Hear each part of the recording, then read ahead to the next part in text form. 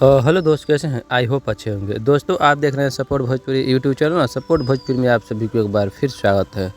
और दोस्तों, भोजपुरी के पावर स्टार कहे जाने वाले पवन सिंह का एक बहुत ही बेहतरीन गाने का पोस्टर आज रिलीज कर दिया गया है। दोस्तों, काफ़ी खूबसूरत पोस्टर है और इस गाने को थोड़ा गाँवटी टाइप, थोड़ा देहाती टाइप में बनाया गया है। ये बेहतरीन गाना होने वाला है। दोस्तों, गाने के बारे में कुछ बात कर लेते हैं। जिस गाने का बोल रखा गया है धनिया में पनिया, काफ़ी खूबसूरत टाइटल है धनिया में पनिया। और दोस्तों, इस गाने को गाए हैं पवन सिंह के साथ में शिल्पी राज ने और इस गाने को लिखे हैं भोजपुरी के राइटर रोशन सिंह विश्वास, काफ़ी बेहतरीन राइटर हैं। और रोशन सिंह विश्वास इस गाने को लिखे हैं और म्यूजिक दिए हैं प्रियांशु सिंह।